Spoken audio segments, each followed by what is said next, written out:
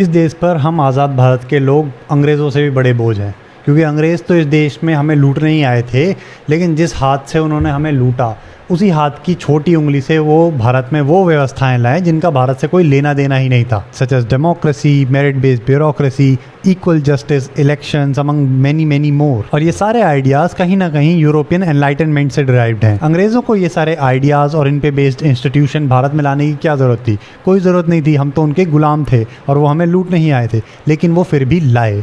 और एक तरफ हम हैं जो आज के टाइम पे खुद को विश्व गुरु कहते हैं, सुबह शाम ऐसे चिल्लाते हैं कि प्राणियों में सद्भावना हो, विश्व का कल्याण हो, लेकिन अपने ही मोहल्ले में छूत अछूत ख़त्म नहीं कर पा रहे हैं। और बाय द वे, देश को आज़ाद हुए 70 साल से ज़्यादा हो गए हैं। अगर आप ये भी कहो कि छूत अछूत की ये जो बीमारी हमारे देश पे है ये अंग्रेज़ों की दी हुई देन है, तो भी 70 साल में हमने क्या उखाड़ लिया? ना हमारे विद्वानों ने कुछ उखाड़ा, ना हमारे नेताओं ने कुछ उखाड़ा, ना हमारे पंडितों ने कुछ उखाड़ा। आज भी हम इसी दीमक को पाल पोस रहे हैं और आगे भी पालते पोसते रहेंगे। और इसके एकदम ऑपोजिट एक अंग्रेज़ जिसका नाम थॉमस बैबिंगटन मैकॉले था, जिसको आज हम भर भर के गाली देते हैं, ये व्यक्ति अंग्रेज़ी सरकार को ये बोल रहा है in regards to justice system जो कि उस समय प्रिवेलिंग था। मैकॉले बोलता है, God forbid that we should inflict on her the curse of a new caste, that we should send her a new breed of Brahmins authorise to treat all native population as परायास।